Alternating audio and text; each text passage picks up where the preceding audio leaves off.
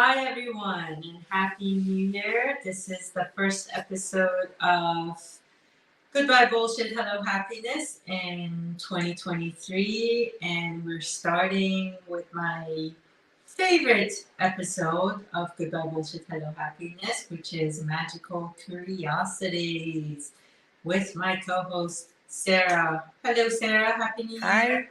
Happy New Year. Good to be here. Always. So today we wanted to talk about the challenges of a healing journey when you're going through your healing journey and the pitfalls. As we all know, it is a journey, it is a process, and it's an ongoing process. It's not a journey that has a start and an end. It's at some point it shifts. It's not even a healing journey, but part of the process of the journey that you're here for. And as we go through that, everybody has some challenges and pitfalls. So I wanted to hear during your process, during your journey, what have you found to be some of the challenges and pitfalls that you had to get yourself sort of out of? Well, um, I think the biggest thing that, especially in the beginning, was super overwhelming was once I kind of recognized all of the things, not even all, a lot of things that I needed to work on. Especially being a little bit who I am, like I tend to kind of be all or nothing, which means when I started recognizing things I need to work on, I instinctively wanted to be able to fix them all at once. Mm-hmm. And of course, the way that we put trauma into our body or the way we carry it, it's always in layers, right? Like the trauma goes on in layers. So I'm not really sure why instinctually we think, right, that we can just shed everything all at once, because that makes really no logical sense that it should work that way. So I think definitely that getting really overwhelmed and frustrated, right? You get frustrated with yourself, frustrated at your progress. It definitely made me feel like I wasn't doing good enough, and I should be better than I am, and all of those kind of negative things that we tell ourselves, or that we've heard from other people. And they kind of echo. And I feel like I've only just recently felt like I've sort of been able to shed enough layers that it feels a little bit more focused. Um, Nice, yeah, I think nice. that's, yeah. Um, One thing, couple of things you mentioned. Um, I think everybody gets into that place of fix it mode. Is I think humans, that's one of our natures. Especially, I think I don't know if the females have it more than males, but it is a fix it mode that we're not just for ourselves, but everything around us. People in our relationships, it's like, let me go fix it. And I think that's a big pitfall for everyone, that if you become aware of it, that why am I doing this? Because there is nothing to fix. Because when the minute you said there is something to fix, that implies that there is a problem, there is an issue, and there is something broken. So again, watching the words that we use, so there is nothing to fix. It is a process. It is a journey. It is layers, as you mentioned. And with layers, during winter time, or actually more fall or spring, you wear layers because in the morning it's cold, and in the afternoon or noon gets warm, and you shed those layers. You take them off.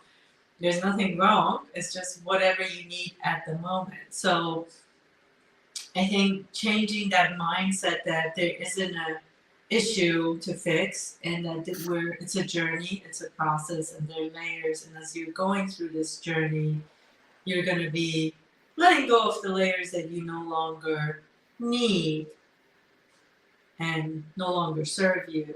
I think helps with not falling into those pitfalls. Mm. I think part of it is also like you get this idea, you it's this whole expectations thing, right? This idea that you get in your head, this vision of what it means to be healthy, right? And then there's also all of the other, I guess, avatars. I don't know quite what to say, but such as, I need to be healthy, I need to be skinny, I need to be intelligent, I need to be organized, I need to be whatever, right? I need. And I it boils down, I think, for myself, and just really truly believing that the way that I am and who I am and the way that I express myself, like in that kind of innermost way, really is okay to live in that space out in the world, right? To have that ability to step forward and to truly let myself do what I want to do, say what I want to say, and not be worried about the repercussions around you. And I think that's sort of, I mean, that kind of boils down, right? Like what good mental health means, I think. Yeah. So expectations of needing to be. So, again, part of the reasons I started the goodbye bullshit, hello happiness, that was it. One of the biggest bullshits. Need. I need, should, have to, must, all of those. When we say those, it's out of the definition of someone else or society or parents, grandparents, whatever. And that rule book, letting go of that rule book because there is no rule book, there is no need should, and bringing it back to, like you said, what's good for me, what is being me look like, and what is healthy for me, what feels good for me, because everybody's different, and that's, I think, part of that expectation is that we all need to be alike and same size, same look, same everything. And it gets difficult and challenging because it's like, well, I can't be that. You're not supposed to be that. That's that person. Their journey is different. They're on a different road. They look like they're in the same road, but they're in a totally different road than you. And your journey is different. So coming back to letting those rules go, the needs go, and just be present for yourself and all that shows up. And again, reminding ourselves that everything is coming into our life, not putting that good and bad label on it, that everything is coming for a purpose and everything is a gift. And it's coming to us with love. It's a gift of love to us.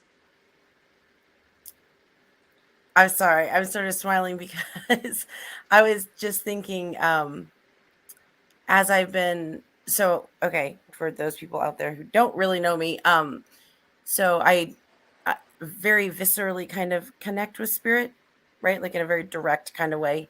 And I feel it really physically. So I've been doing these healing energy meditations, and it was really funny to me that something I remembered as a kid that used to come into my room and would touch me. I remember being terrified of that. And because I didn't understand it, right? I had all this fear about what that was. I'd had all these stories about, like, evil things, the boogeyman, right? Coming in to take you away, or the monsters under your bed. So it really freaked me out. And I met it again the other day, and I was just like, oh my gosh, I'm so sorry. Like, I did not understand that you were here trying to help, like, physically and energetically heal me, right? It was coming with this love and this support and wanting to help. And I think a lot of times, because of sort of these fear-based traditions and stories that we grow up with, that's a lot of our instincts, right? A lot of us say, oh, well, it looks different than everything else, or it's dark or whatever. And it sort of lends to that fear aspect. And I've found that the more I can relax and just allow, as you always say, right? Allow the flow. Um, that everything that seems to come, I can feel it as love and support, which, I'd never been able to do before. And it's completely changed the way I interact with everything. Yeah, and I know about some of your experiences, so I don't want to overstep, but No, you're one good. of the biggest things, and you and I have done work around this, is the fear. And it's not just you, I think everybody, you know, fear is something that's been passed down as well. It's in the society, passed down to us. And it has what has caused all this separation in this physical world that we live in, and that it is exact opposite of love, and that fear gets us to sort of like get scared of everything that shows up in our life, including, I think, as kids. Majority of the kids, especially the ones more in tune with their abilities, or in a place of more trauma, they feel the energy, see energy, and all these things, but then because everybody's told them to be afraid, we let that in. Even for me, I mean, I get clients that call me all the time that said, well, there's actually, if you can talk about that, there is, there's a bad energy, negative energy, there's somebody that's cursed me, there's something in here that, I know it's negative and it's trying to hurt me, and for me, my always go-to is that the only reason something's there is there's a purpose for it. And once you release that fear, let go of that fear, all of that will go. If you come with a place of love, from a place of love, and let the fear go, that all works itself out, and it can't be in your presence. And if it's there and you approach it with love, you can see the purpose of it clearly, and whatever it is, help it to release and go. Do you want to speak to that? Sure. I've definitely had a few experiences before I was sort of confident, I guess, in my own ability to protect myself. I mean, or not even protect, right? The idea that I don't really need protection at all, if that makes sense. And so I've definitely had some things that attached. I felt it as an attachment, right? And that it would cause physical pain.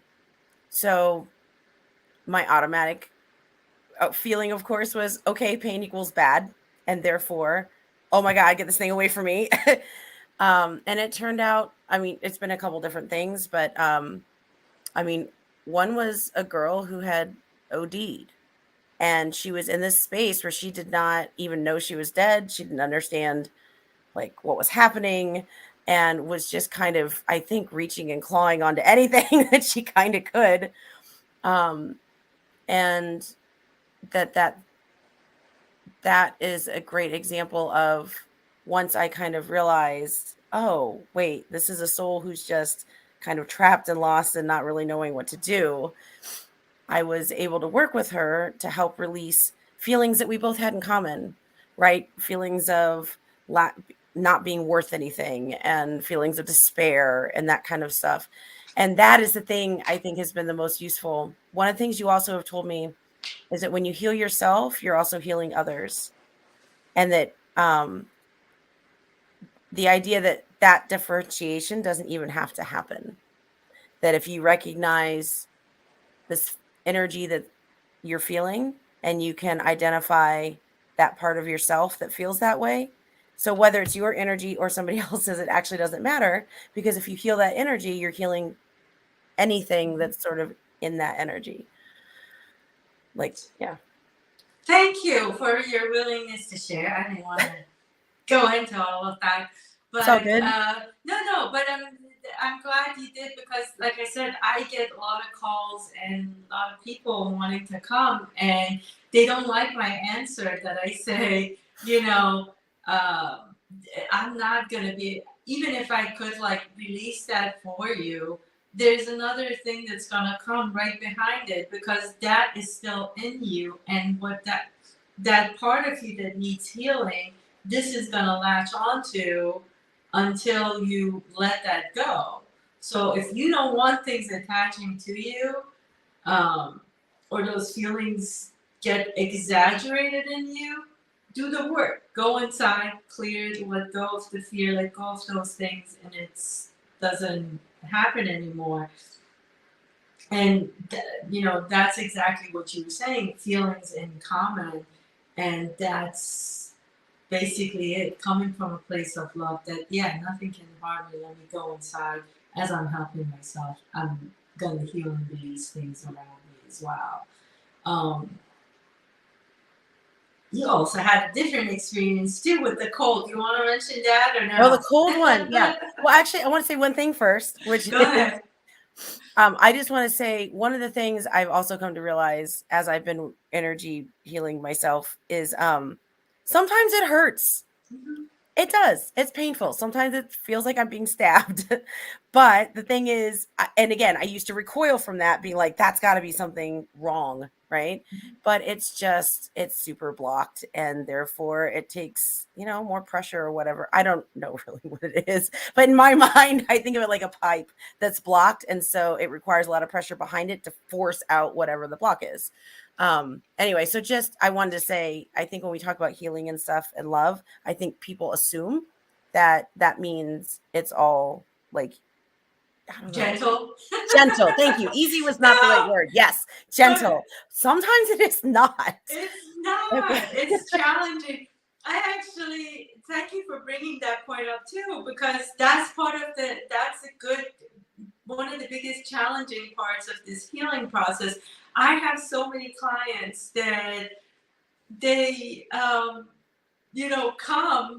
they've been coming, and during that process they have an appointment and they come, they're like, I really didn't want to come for the appointment. I had anxiety before the day before I knew it was coming to this, because you're going to do something that's challenging, and it's going to go deal with those pains that you've been carrying. Yeah. And I told her, I said, one of the reasons I put my 48-hour cancellation policy there was because it is a hard process. And, part of you is like, no, I don't want to go do this right now.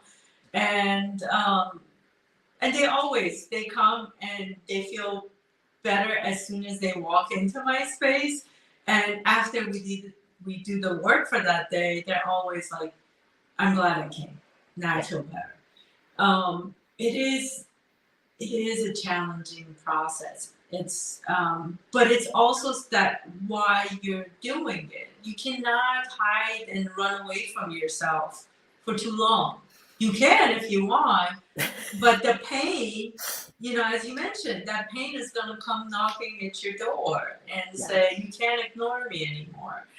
I've been there, I know you've been there, and everybody else that's been on this journey can tell you, you are going to get to a point that it's going to be knocking at your door, whether it's physically, emotionally, mentally, or all the above, and tell you it's time. You cannot run away from all these things that you've been carrying inside for too long. Yes. You mentioned the cold. You want me to still go back to that? Yeah, I don't know. Do you want to talk about that? No, actually. Also, but the cold, I know even that it's an experience for a lot of people that they had. But for you, if you remember, the cold had two prongs to it. One for you as a kid that was experiencing, so it was that commonality in there again that something else got attached to. Because I know for those people that get the winter blues and also get extremely cold, there is some tie to something that's happened in their childhood and growing up that they relate to that story as well. Yeah. And I mean, really for me, I think, just to be clear for people, I guess, is that the two prongs were one. I mean, it was also like, oh my God, sorry, I lost my train of thought. Okay. That, it was this idea that as a kid, right, that things come to you, as we talked about, and that a lot of that cold energy were people who had frozen to death or whatever. Grew up in Missouri. We had pasture land behind us, part of the Trail of Tears, like all of that sort of thing. And of course, we had Civil War battles there too.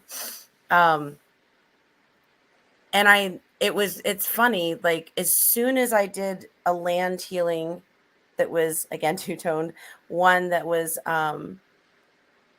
basically just trying to allow those souls that had kind of gotten stuck in the land to move on.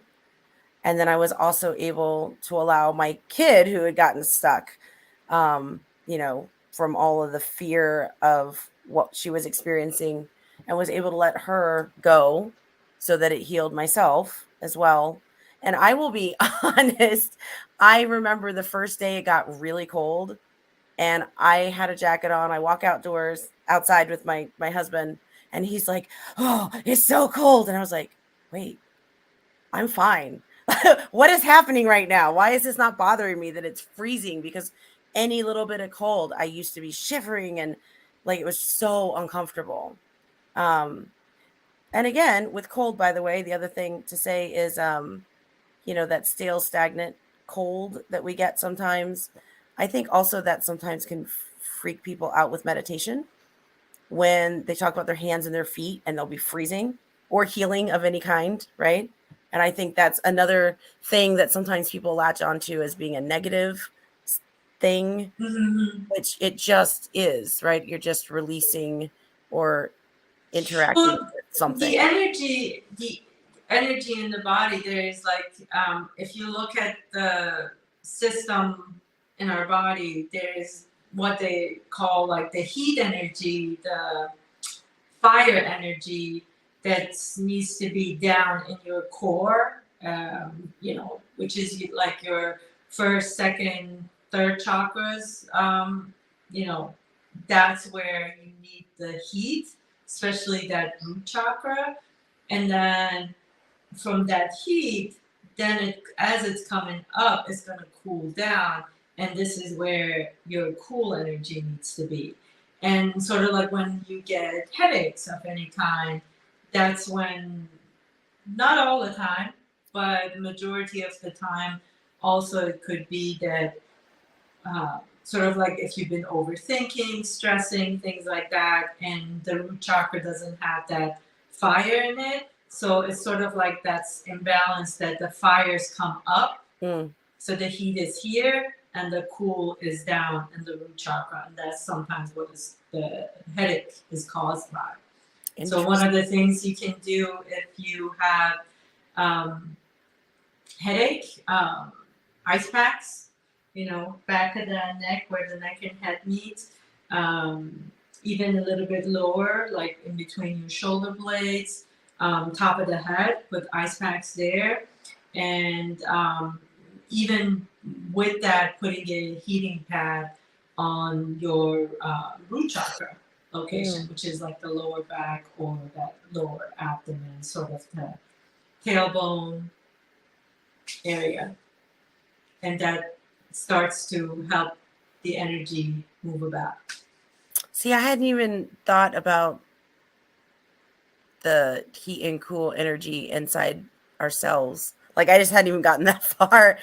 That's really interesting. And I was going to say that's also a whole nother topic with the physical expression of our energy and what sort of symptoms we get with what kinds of energy imbalances. Maybe we'll do that at the next magical, February's magical Curiosities. There we go. That'll be good. Yeah. But definitely that. And again,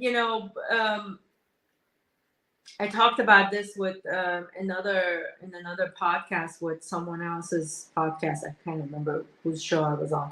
But also with that heat and cold, there's also the male-female energies that when you balance it out. So when you're feeling that cold and in different places of the body, like you said, I think most people have put that as a negative thing, but bringing it into, oh, it's just energy moving and finding its way. Another key point, I think that will help during those times to remind yourself too that the body knows best. Really, your body knows best. Just get out of the way. Yes. You don't tell the blood in your body where to go, how to move. You're not telling your nerves what to do. You're not telling your heart, your lungs, your intestine, okay, heart, beat, move the blood. You're not talking to it. The body, everything in your body functions naturally, has a natural order to it. And it will recognize, just like your blood cells, white blood cells, it knows like, hey, there's something there, let me go do what I need to. The body knows best. If you want to help your body, go inside and release and let go of those baggages you're carrying. Because those baggages, those things that, again, like we talked about, that you're trying to hide away and pack it, lock it, don't look at it, but they're still there, festering. And those boxes that you think you've locked up someplace inside, that's your body's trying to also process those, whether you're looking at it or not, in different ways, so that it doesn't have to carry it. All those, I think everybody at this point agrees and knows that all your physical symptoms have physical, emotional, mental, they have energetical and emotional tie into them. All those physical things that happen. Yeah, and I agree with you, that I do thankfully think it's becoming at least more common knowledge, and that I even have found studies now where that's something that they're exploring, is doing studies on the mental and physical connection to try to figure out mechanisms for why certain things affect you in your physical body the way that they do. So the key point, guys, don't scare away from the challenges. Yes, it's challenging, but it's also rewarding. Actually, that would be another, to wrap it up, the rewarding part of this. What was the rewarding part of this journey? It's a journey that you're still going through, but what has been the rewarding part for you? I can tell you mine. Okay, what's yours? I can be me. I was gonna say that was pretty much about what I was gonna say. Is it's rewarding. It's freeing. Yes. To feel like you can be in a group of people and not having that like worry about judgment hanging over your head. Like it is a prison. Like we put all of these expectations and stuff, and they really are like prison bars that we are placing in front of ourselves. And yeah, it's the joy. I was going to say that's really the other thing. The amount of joy that I experience from simply facing the sun and looking up and closing my eyes, little tiny things, or noticing being in a group of people and having, bringing out something magical, and then having someone go, "Oh, I've experienced that, but I didn't realize like that's what that could be," and finding common ground about things that we don't always talk about.